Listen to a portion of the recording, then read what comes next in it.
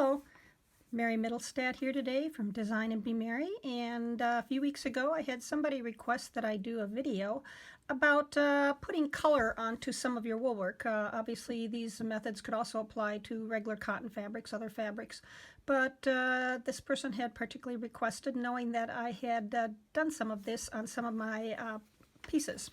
One of the pieces is this, it's a piece that I did for obviously the fall of the year, and you have the colored cord. This is all done with Prisma colored pencils, and obviously it's really nice to be able to add color to your wool without necessarily dyeing with liquid dyes.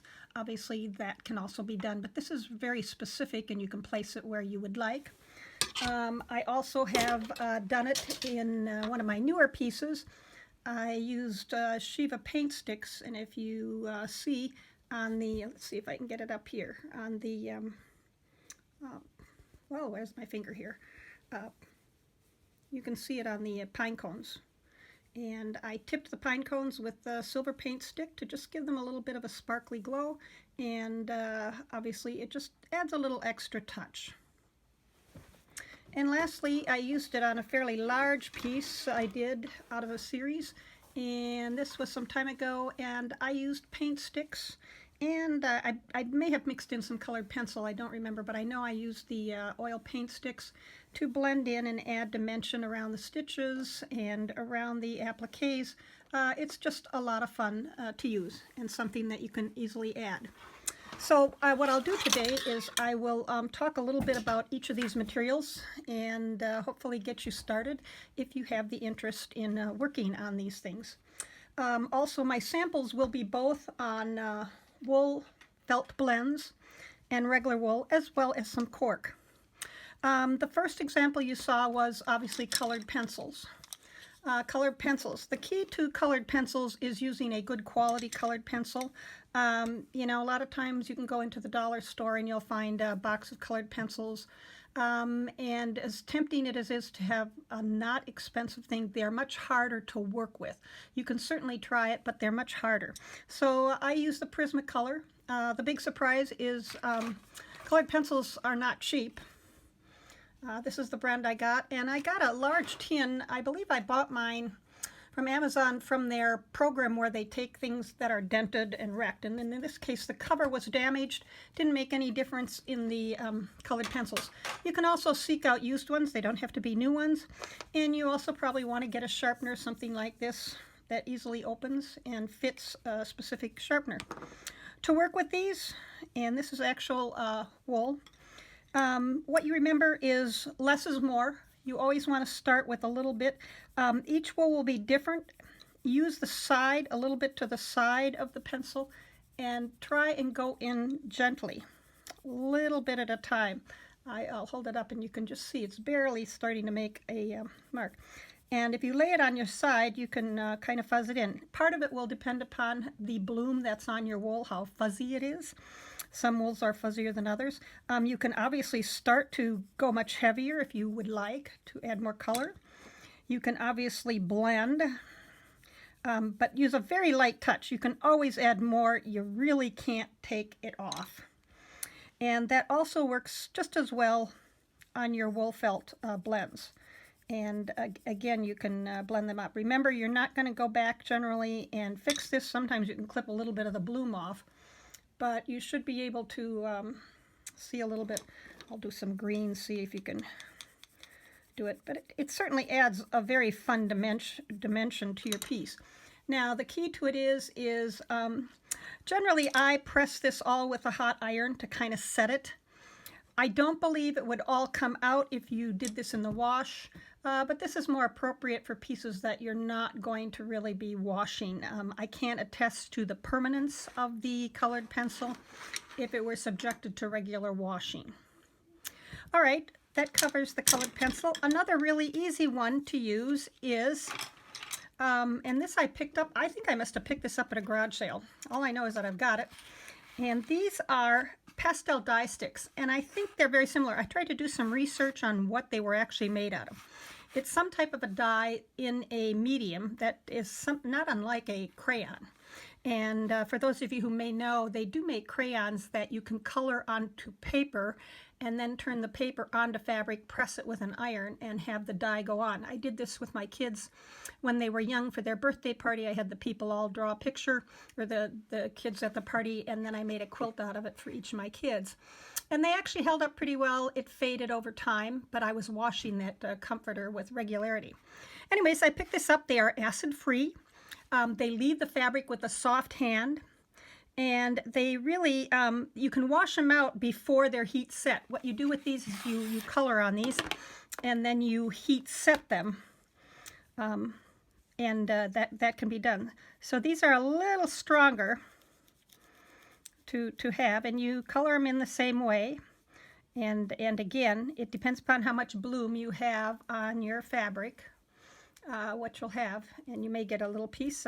You know, don't be afraid. There's no hard fast rules as to how fast, but again, gentle and easygoing. You will press this, and eventually, I did this one earlier, and I pressed it, and it's definitely a very permanent type of thing. So this is grades higher in terms of their ability to stick and to stay soft. So it's really nice. You can fill in an area, you could stitch around it, you could add it into an area that's already been stitched, whatever you would like. And also, once more, remember this will work just as well on your felted woven, on your wool felt blends, which is this. And once you press on it, the only thing that I do know is that I tried it on a piece of, I've got it here, I tried it on a piece of dark brown, and I don't know if you can see it. Trying to do light colors on dark wool with this was not as successful. I got very subtle shading, so you could try it if that's the kind of thing you want. There was a little bit of pink here, a little bit of the white silver, and it was actually kind of a yellowish here. But you can see that they don't, it's hard to put a light color on a dark wool and then press it. I think what happens is the heat takes it out. You put a piece of paper in between your iron when you press on that. Anyways, the good thing about it is these, if you want to play around, these are fairly inexpensive. I think you get a box like this for about $6, $7. And so that makes it very nice to work around. And like I said, they are permanent once you press them with an iron. And there's no waiting around. I also have, and I picked these up, I think, at the same place, or they were selling out of them, whatever it was. And these are fabric markers. And I don't even have the box that had the brand. I brought them home to play with them, see what I could do. And you can see here, I was just kind of having fun with various things. But you can take these, and you can obviously do points. You don't want to do beads or French knots. This might be just the point. They will fuzz out a little bit. But you can do some pointillist type things by mixing colored dots together, so on. Building up little.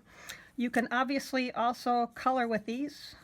Do it lightly at first, and you can obviously go back over, do it heavier, and get your gradation if you wish to do so, going from dark to light. I found they worked fairly well. They are, again, somewhat heat set. They're fairly permanent. I don't know too much information, since I was reckless enough to throw out the container, about their, you know, how susceptible they are to light, to fading, that type of thing. But I do know that they function fairly well. Another fun way to use these is to spray, let me see if here, spray your felt down. And these you can actually put down, and it'll help them fuzz out a little bit more. And you can use your finger to push it into the fabric, and it'll have just a little bit of a softer effect. And obviously you let your fabric dry at that point in time, and you will get some effects that way. I also tried using those with a stencil, and I'm talking about a plastic stencil. Let me get one here, such as this. If you use a fairly large stencil, you can go in and push it down and make a shape if you want. I wouldn't recommend it for really small, because the tips on these, none of them are very fine, and so it makes it a little bit difficult to work that way. But for a larger stencil or a simple stencil, like a basic leaf, it might work really well if you would like to do the equivalent of that.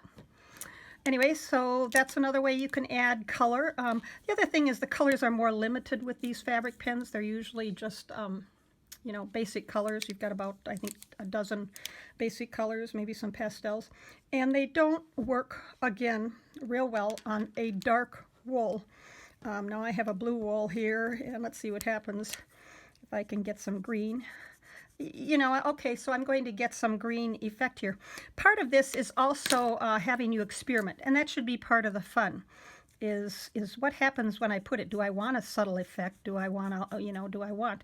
Now to go with, I don't have the yellow one, but you can see that you can get, you know, putting pink on the blue, you get kind of a purplish color.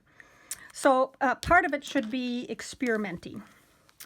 Now the last one that I have is an item called paint sticks, and you see these quite commonly at, I've seen them at quilt showings where they've had them, and I've used these. They are more expensive as far as that goes, and I have the big long sticks that are, oh, they must be about 5 inches long, but you can also get little short ones, and that might be just right for some of you who don't use them for any other purpose, but a little bit of your work and you don't want a lot of them. Like I said, they're probably the most expensive out of all of these. Basically, this is solid paint in a stick form. They come in just tons of colors, basic colors. They come in metallics. I've got the basic colors here. This is a metallic. I use the silver metallic. This is what I used on those pine cones. They are oil paints. So you don't want to probably get them on your clothes. You'd have to use some type of a turpentine to clean up if they got out of hand that way. And they are, however, light fast. They come in a box. Again, I waited for a good sale. This is the large box. And you can see that it's non-toxic, it doesn't fade, it's permanent, and it dries in 24 hours, although I will say that I usually let mine sit 2 to 3 days. It's oil paint.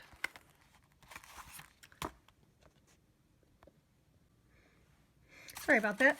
Had a little technical problem. Battery was dying. Anyways, like I said, they come in these larger sizes, and they usually come in groupings. You'll find this one was all kind of like primary colors, a plain finish. I have another one that was all metallic finishes. And you can buy them individually. Art stores will carry these. You can get them online. And if you look at it, they are rated where they have excellent fade resistance, or good fade resistance, or fair. Each stick has a little ranking on it, if you can see right here where they tell you. And so that may be of significance if you hang your things in an area where there's a lot of exposure to sunshine, and doing that. These are fully washable once you get them cured. They does not come out of the wool. Anyway, so that's a good thing. How do you work with these? It's interesting. When they come, they never dry out. That's the good thing, is if you're going to have the investment, you can leave them sit for a long time, and they will form a skin on top, a little bit of a skin. And you can see it here on the white one. I used it yesterday in preparation, and there's a bit of a skin that will peel off. And I a lot of times just wipe it off. I was working with the orange, and you can see the skins that I took off. But basically, this one now has not been used at all. It's a tough skin. And by just using my finger, or you can use a razor blade, you can kind of chip off or wipe off that. It depends upon the time, how long they've been sitting. Sometimes that skin will be very thin, but once you get it off, you then are able to use the paint. And you'll have paint on your hand that you'll have to clean off. But anyways, in order to use this, I will do both some light and dark. But you will have, you can obviously draw direct. And again, you want to do it lightly. It will go in. It looks like it sits on top of the bloom a little bit, but it will rub in. And you can assist this by several ways. You can do several things. Let me see. I had a paper towel here. You can rub with a paper towel. You can rub with your fingers. If you rub it in to the wool, it'll soften it and get it into the back a little bit. You press this with you can press it with a hot iron. Be sure and put a cloth or something in between so you don't get the paint.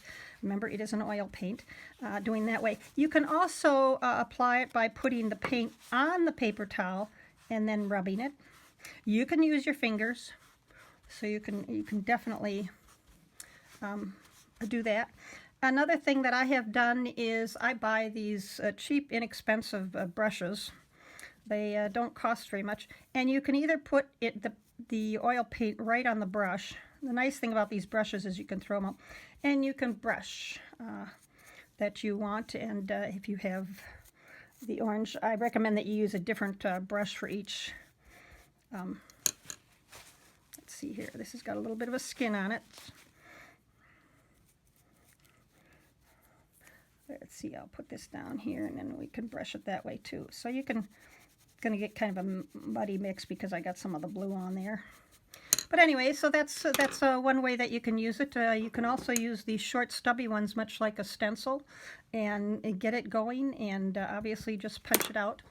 But they work very nicely to have this, and the drawback to these, if it's a drawback, there's always a trade-off, is that when I press these, I let it sit for a while, and I press it with a hot iron. I put a fabric over it, an old piece of muslin, or I use old handkerchiefs, and press it, heat set it, and then you need to let it sit. It says 24 hours. I actually found that if I let it set longer, 48 hours, that it would...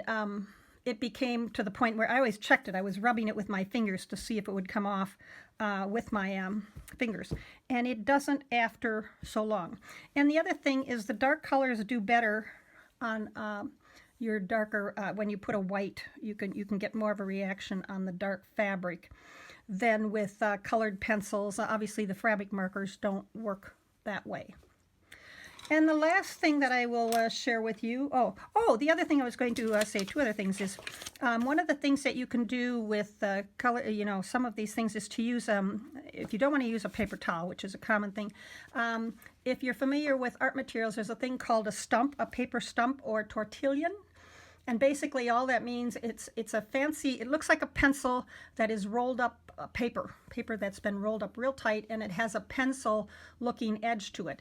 And it's a point like a pencil that you can use to shove and very carefully control your color and where it goes. They typically use it for pastels, chalk, charcoal, those types of things in artwork. And you can peel off the paper much like you're sharpening a pencil. Obviously, if you have something like that laying around, you might enjoy the control that something like that gives you. They are not typically very expensive, but I just use a paper towel for most purposes, and that works great. The other thing that I was going to show you is, I also use materials. All these things work really well on, you will find that these oil sticks work really well for stencils on regular cottons, flat cottons, because they don't have the bloom. You don't have that bloom of the fabric. And, you have to, that's why you have to test out your fabric. The other thing that you might want to do is to make it easier. I use a lot of fairly firm, and all my samples have been washed and set.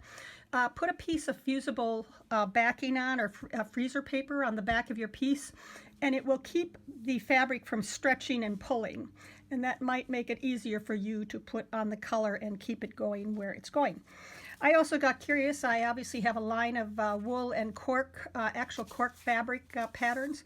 So I tried some of this on cork, and again, it works. It did have to sit longer. I don't think the cork is quite as absorbent as any fabric is, but it did work. You can see that I tested it out, and it does not rub off. I also tried the fabric marker on a piece of cork, and it's more opaque, and it's directed, but it makes specific marks on it. So you might want to try it if you've got regular fabric. Another material like a cork or something might work, but that would be fun to have. And you can even see, I was going to go back to this one, you can even see the silver that I used from the silver marker that filled in amongst the cork. But yeah, this was the fabric marker that I used. And you can obviously use the oil base on this. The pastels you can use on this, you'd have to iron it. I don't think it would work as well. I think that by the time you press the iron down, I think it's a lot like a wax, and the wax causes a lot of it to soak into the item. But you know, it's always worth experimenting. There are no hard, fast rules with a lot of this. So I guess the trick is to pick something up and to tackle it and see how it works for you. I think that pretty much covers. When you store these, by the way, you can store them. I have mine. I put a paper bag. I put a plastic bag around mine before I store them in my thing. It just keeps it a little less apt to dry out faster. But like I said, you can get short ones, so they are available, and you might even be able to talk your local quilt store into possibly getting them if they have access to them. You could certainly check that out. Anyways, I hope this gives you some ideas for stretching your ability to embellish your pieces and to use them. They're all really fun things to try, and none of them really take a lot of extra cash, because you can buy just one of the Shiva Paint Sticks to try out, one or two. Obviously, the Pastel Dye Sticks are fun to use, and I suspect even crayons would work. So you might look at what you have around the house. Anyways, I hope this has been helpful. Oops. If you want to know more about me and my website, I'm a pattern designer, and I do have tutorials as well as obviously these other videos. Check me out at www.designandbemerry.com. Have a great day today, and go forth and embellish.